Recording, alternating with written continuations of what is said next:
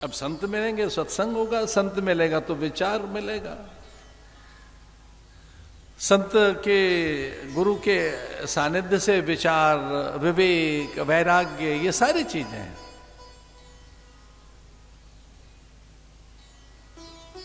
और कहीं आप साधन चतुष्टय संपन्न हैं, वो सत्संग से ही होता है। ये साधन चतुष्टय संपन्नता भी सत्संग से ही आती है। और कहीं आप में वो बात जग गई तो फिर कल्याण हो गया। इसे सूत जी को प्रणाम करते हुए सौनिक कहते हैं, सूताख्यायी कथा सारम मम कर्ण रसायनम। कुछ ऐसी कथा सुना दीजिए जो हमारे कानों में रस्सा घोल दे, अज्ञान ध्वांत विध्वंस। शब्द वेधक और बोधक दोनों होते हैं। विध्वंस जैसा कर देते हैं शब्द कभी कभी। शब्द जैसे वो विध्वंसक, जो ये विस्फोटक पदार्थ होते हैं, वो किस तरह से शिलाओं को, चट्टानों को चूर चूर कर देते हैं, कैसे शिलाएं चटक जाती हैं, बड़े शिलाखंड कैसे छोटे छोटे टुकड़ों में बिखर जाते हैं। वो जो बारूद होती है अथवा तो जो वो विस्फोटक पदार्थ होते हैं, अति विस्फोटक पदार्थ, वो डायनामाइट, ऐसी कुछ चीजें वो पत्थरों को तोड़ देती है। चटक जाते हैं पत्थर, छोटे छोटे टुकड़ों में बिखर के इधर उधर मार्ग देने लगते हैं। वो बड़ी चट्टानें विस्फोटक पदार्थों के विस्फोट से मार्ग दे देती हैं। वैसे जो चट्टानें, जो भित्तियां हैं हमारे भीतर,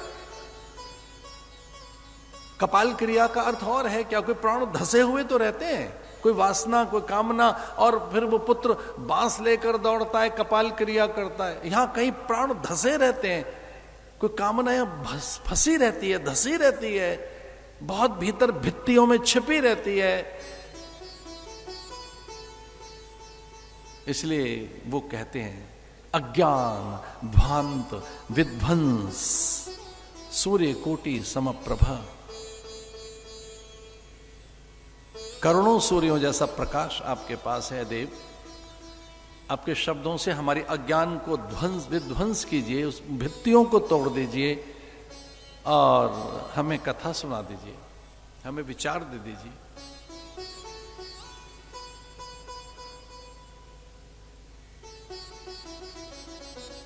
कथा आरंभ हो गई।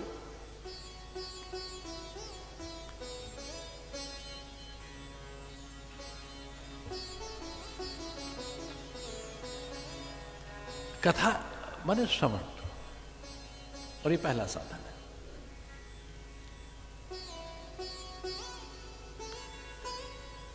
जो पहला साधन है वो समझना होगा कौन सा है।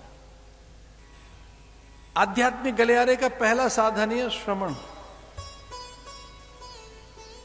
इसे देखना पहले नहीं बताया है, छूना पहले नहीं बताया है, अच्छा बोलना पहले नहीं बताया है, अच्छा करना बिल्कुल पहले नहीं बताया है। कुछ अच्छा करो, कुछ अच्छा देखो, कुछ अच्छा बोलो, ये पहले नहीं बताया है। कुछ अच्छा करो ये पहला उपदेश नहीं है। कुछ अच्छा अच्छा करिए, शुभ कीजिए, सत्कर्म कीजिए, ये नहीं बताया है पहले। कुछ अच्छा अच्छा बोलो, ये नहीं बताया है पहले। पहले क्या बताया है? भद्रम कर्णेभिः शृणुयाम देवा, भद्रम कर्णेभिः। वेद भगवान कहते हैं, श्रुति भगवती कहती है कि पहले अच्छा बोलना नहीं है, अच्छा करना नहीं है, पहले अच्छा सुनो। भद्रम कर्णेभिः, पहले सुनिए। श्रवणम मननम, तो साधन में पहले श्रवण है, फिर मनन है, निदिध्यासन। पहले श्रवण है, सुनिए। और सुनने के साथ ही आपके भीतर में आकार बनते हैं। सुनने के साथ ही आप में श्रवण शब्द आकार बनाते हैं।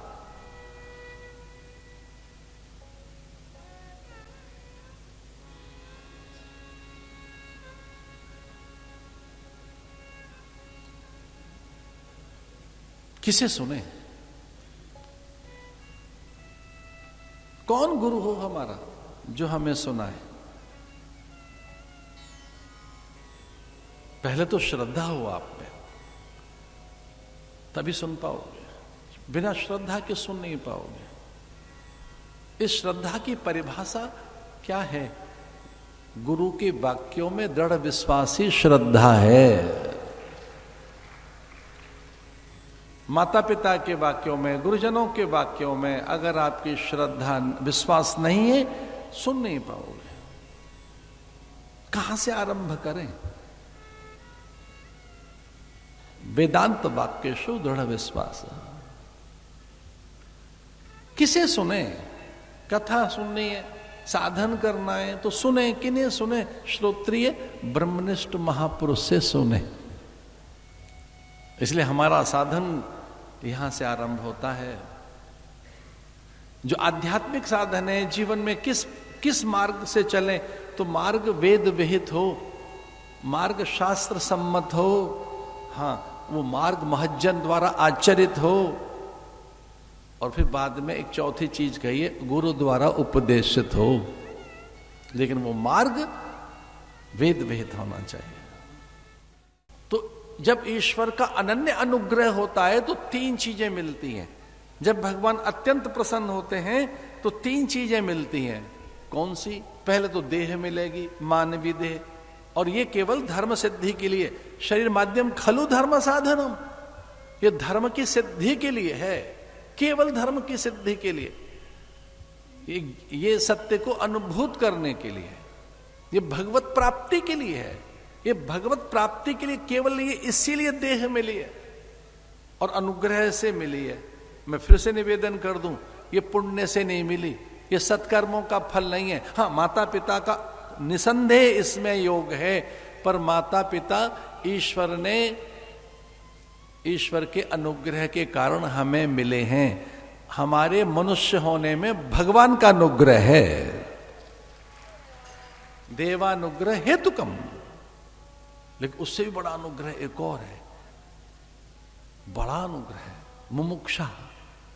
आपका मन करे कि प्रयाग में चलें, संतों के पास चलें, कथा सुने, वहां थोड़ी सेवा करें, कल्पवास करें, तीर्थ का लाभ लें, या सत्य को अनुभूत करें, भजन ध्यान करें, ये भगवत कृपा, ये उनका अनुग्रह। दूसरा मुमुक्षा,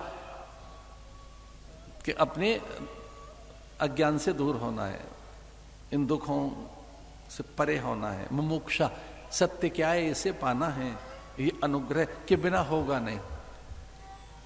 ये दोनों चीजें भी बड़ी सहज हैं।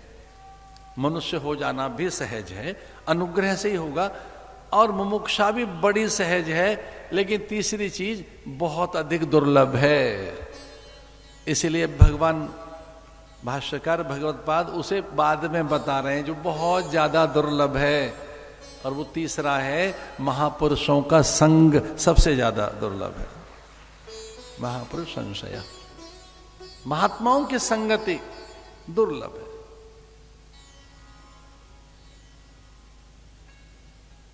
बड़े भाग्य पाइए सत्संग।